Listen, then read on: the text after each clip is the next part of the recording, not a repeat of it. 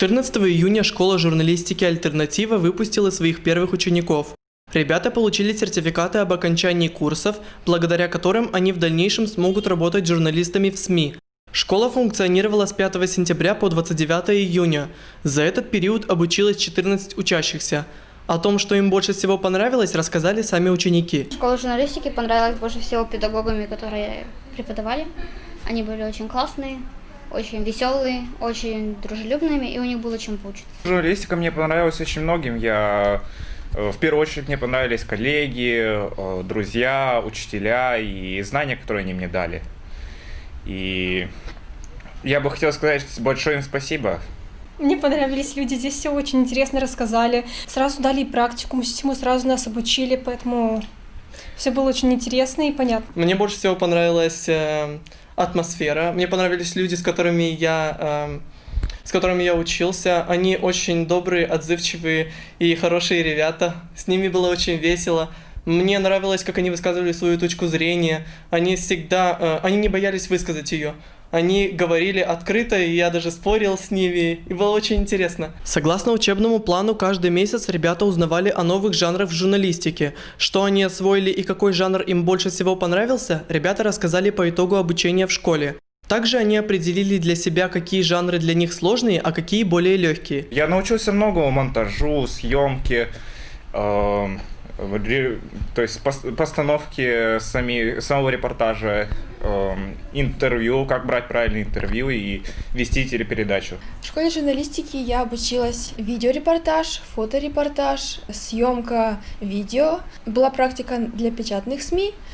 Брали интервью, отвечали на интервью и даже делали передачи. Легкий — это новостная заметка, а сложный — это, наверное, когда репортаж или о личности, фиче, когда. Основная задача создания школы заключалась в обучении молодежи от 15 до 30 лет, которые одновременно могли бы получать основное образование и новую профессию. Администратор проекта Елена Янак рассказала о возможностях реализовать себя как журналист после окончания учебы. Сегодня был финальный этап. Мы вручили дипломы всем нашим участникам.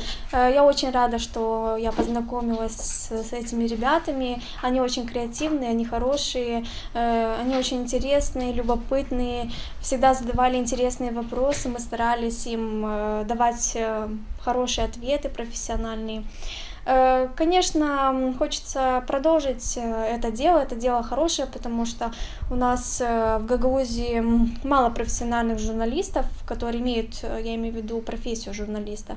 Но со временем таких журналистов становится больше, и нам приятно, что после обучения эти ребята хотят сотрудничать вместе с нами, оставаться у нас, работать и развивать журналистику. Для общего развития ребят приглашались журналисты из Кишинева, которые показывали мастер-классы по журналистике. Также организовывались поездки по историческим местам Молдовы, откуда ребята возвращались с интересными сюжетами. Мне понравилось, когда была встреча с Домной Корнелией, потому что она очень интересно рассказывала, и она...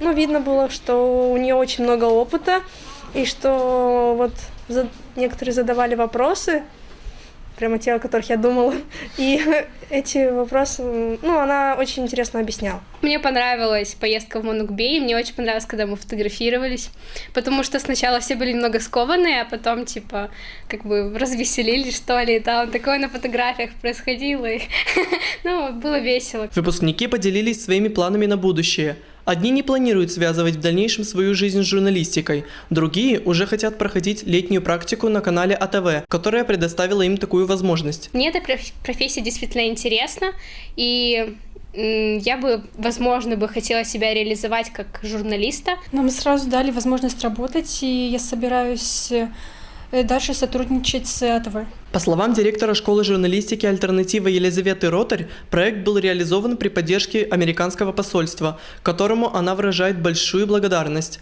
Также она подчеркнула особенность обучения в школе, которая заключается в том, что ученики имеют возможность теорию применить на практике. В первую очередь я хочу поблагодарить наших спонсоров, американское посольство, потому что вы понимаете, что без финансов никакой проект не имеет права на жизнь.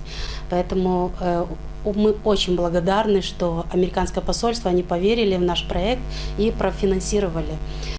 Да, вот эта вот идея, вы изначально меня спрашивали, как пришла ко мне такая идея. Значит, в университетах нет такой возможности, чтобы журналисты обучались теории и одновременно проходили практику. Вот именно вот эта вот идея, и здесь самое главное, что у нас на телевидении одновременно ребята проходили неделю, допустим, или теорию проходили вот задание и сразу могли практиковаться. Это очень нужно, потому что это совершенно по-другому преподается, то есть и осваивается этот материал совершенно по-другому, когда ребята уже сразу делают практику. Такие школы необходимы для развития журналистики в Гагаузии. Однако, для того, чтобы они существовали, нужна поддержка не только доноров, но и местных органов власти, отметила директор школы Елизавета Ротарь. Хочется выпустить каждый год, чтобы этот курс у нас был, но все зависит от финансов. Если наши местные власти, наше руководство заметят и сочтет это нужным, что это нужно для Гагаузии, то мы свой опыт готовы отдать. Но в любом случае для этого нужны финансы, потому что вот ребята сами отмечали, что им хочется, чтобы приезжали преподаватели с Кишинева.